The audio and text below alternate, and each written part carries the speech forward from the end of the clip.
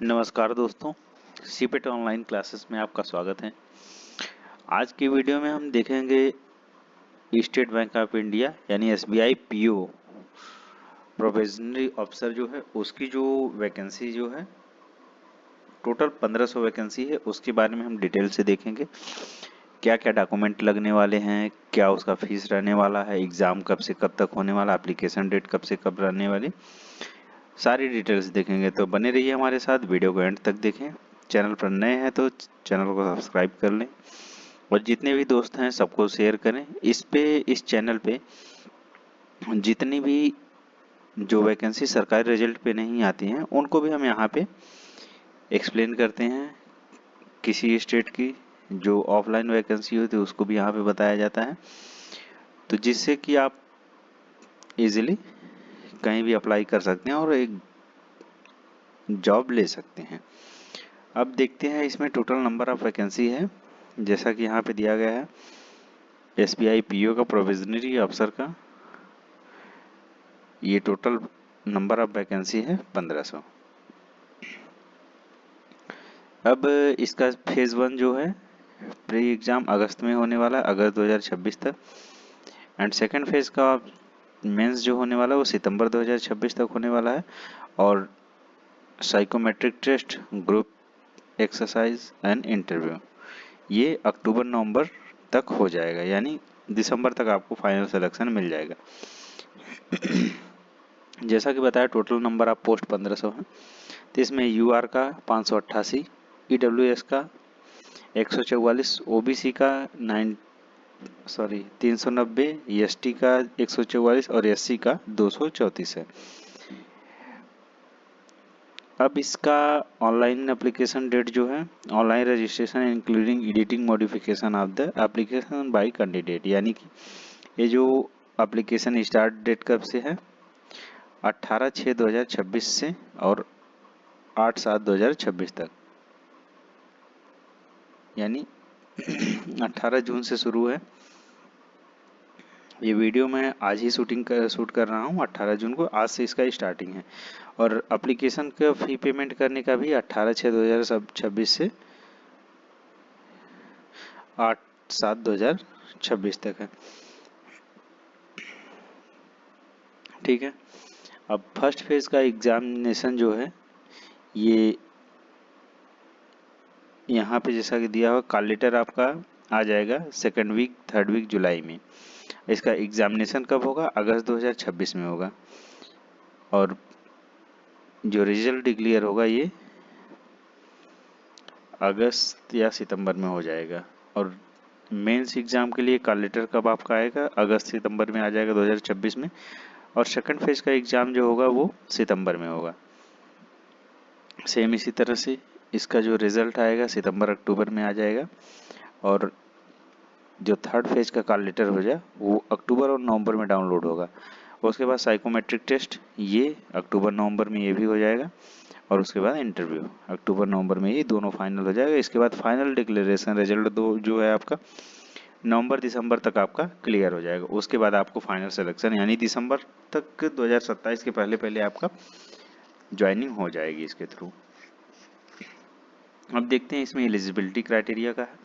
Age limit 1/4/2026 के base पे इसमें कैलकुलेट किया गया है, यानी net below 21 year not above 30 year, यानी 21 वर्ष से कम नहीं रहना चाहिए और 30 साल से ज़्यादा नहीं रहना चाहिए। वो भी किस डेट तक, 1/4/2026 तक।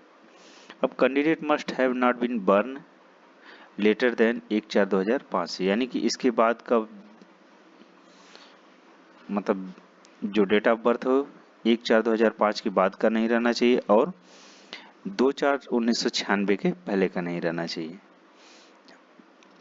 Relaxation upper age limit shall be as below, उसमें रिलैक्सेशन किस बेस पे मिलने वाला है, ओबीसी नॉन क्रीमी लेयर के लिए 3 साल का है और SC ST के लिए 5 साल का है। इसी प्रकार PWD के लिए जो EWS UR के लिए 10 साल है, OBC के लिए 13 साल है और SC ST के लिए 15 साल है। एक्स सर्विसमैन के लिए 5 साल की जो रिलैक्सेशन रहेगा वो एज में दिया जाएगा। एकेडमिक क्वालिफिकेशन क्या रहने वाली है इसके लिए? 30/9/2026। ठीक है। Graduation in any discipline from recognised university or equivalent qualification recognised such as central government, यानी किसी भी सेंट्रल गवर्नमेंट जिसको यूनिवर्सिटी को रिकॉग्नाइज की है उसके थ्रू आपका जो डिग्री कंप्लीट रहनी चाहिए, यानी ग्रेजुएशन कंप्लीट रहना चाहिए। Those who have final year final semester their graduation में also provisionally subject to candidate that if called for interview they will have to produce proof having pass, यानी इसमें appearing वाले भी अप्लाई कर सकते हैं, यानी जिनका फाइनल एग्जाम 30/9 से पहले का हो जाना चाहिए वो इंटरव्यू के लिए आप वहां पे जा सकते हैं, यानी कि तब तक आपका रिजल्ट भी हो जाएगा, फाइनल एग्जाम भी हो जाएगा। Candidate have integrated dual degree certificate should ensure that the date of passing 30/9/2026 तक। Candidate passing qualification such as medical engineering chartered accountant cost accountant etc, यानी अगर आप किसी भी कैटेगरी में क्वालिफाइड है जैसे मेडिकल इंजीनियरिंग में chartered accountant cost accountant would also भी एलिजिबल, तो आप इसके लिए भी तब भी आप एलिजिबल है। अब यहाँ पे दिया है जो बेंचमार्क है 4% horizontal reservation has been provide to the person benchmark disability, यानी कि अगर आप के पास कोई भी फिजिकल डिसेबिलिटी है तो आपको 4% एक्स्ट्रा उसके लिए अलग से रिजर्वेशन दिया जाएगा। As per section 34 the right of person disability act 2016, यानी 2016 के एक्ट के अकॉर्डिंग आपको 4% का अलग से रिजर्वेशन दिया जाएगा। ठीक है, ये उसकी रिजर्वेशन की कैटेगरी है।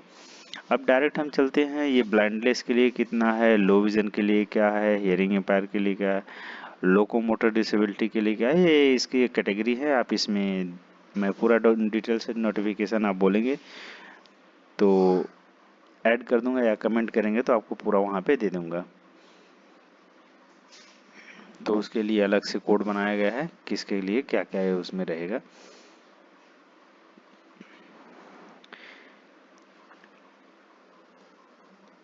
ये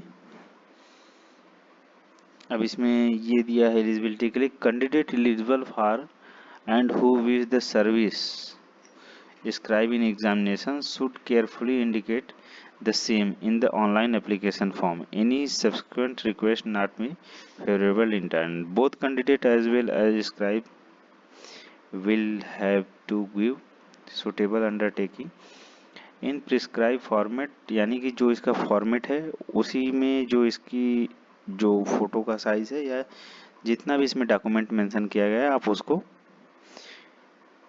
अटैच करेंगे इसका स्टैंडर्ड फॉर्मेट में।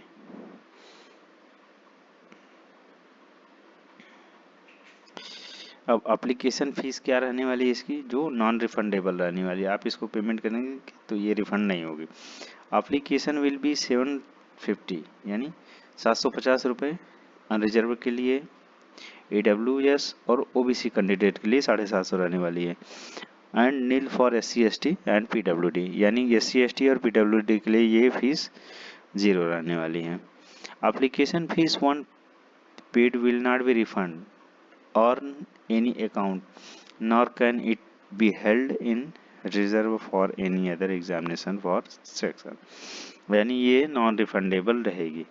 Pre exam training bank will arrangement pre exam training यानी PT इन ऑनलाइन मोड, यानी जो प्री एग्जामिनेशन ट्रेनिंग होगा यानी प्री जो एग्जाम होगा उसके लिए ऑनलाइन मोड से आपका मतलब बैंक की तरफ से आपका सेंटर दिया जाएगा।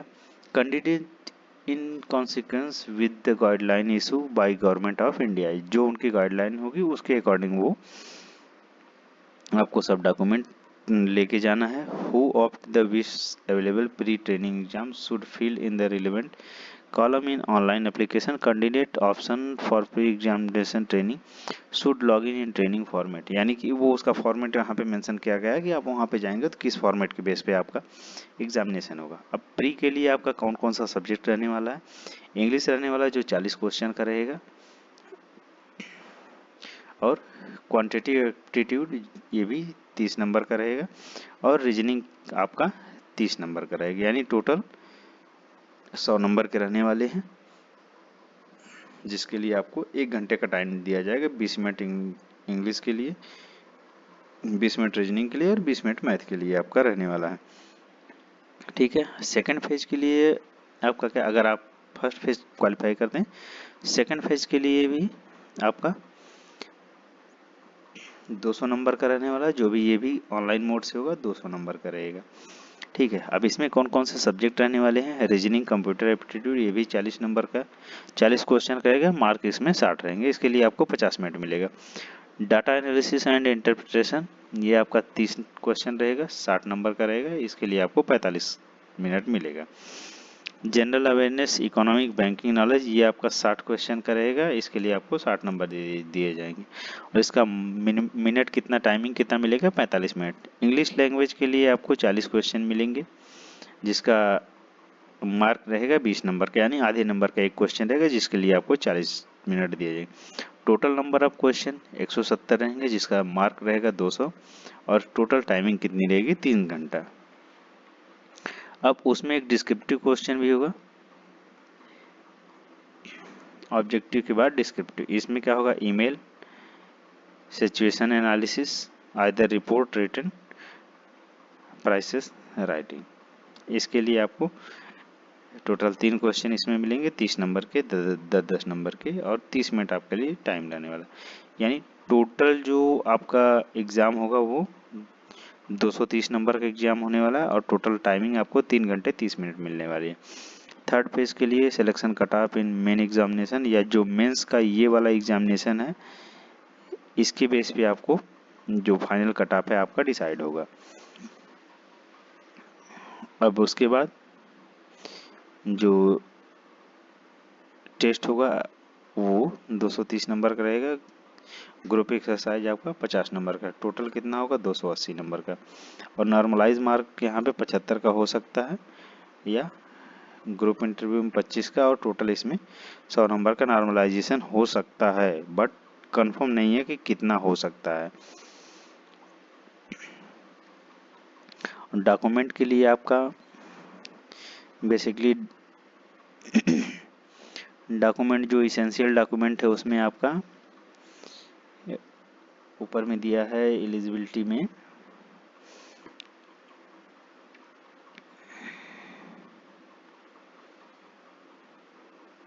हाँ, एकेडमिक क्वालिफिकेशन जैसा आपको एक्सप्लेन किया गया है, वो सब आपको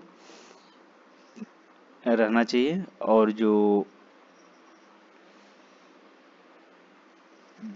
बेसिक मेन वही है, और उसके अलावा आपके पास कास्ट सर्टिफिकेट रहना चाहिए, जो आप किसी भी कैटेगरी से बिलोंग करते हैं तो उसके अकॉर्डिंग आपको पूरा डॉक्यूमेंट रहना चाहिए, जैसे कास्ट सर्टिफिकेट हो गया, और अगर रेजिडेंशियल सर्टिफिकेट दे रहे हैं, निवास प्रमाण पत्र, तो वो दे सकते हैं, आधार कार्ड, तो ये सब उसमें रहना चाहिए, उसी के बेस पे आपका फॉर्म भरा जाएगा। उम्मीद है आपको पसंद आया होगा वीडियो, तो लाइक करें, ज़्यादा से ज़्यादा दोस्तों तक शेयर करें। धन्यवाद।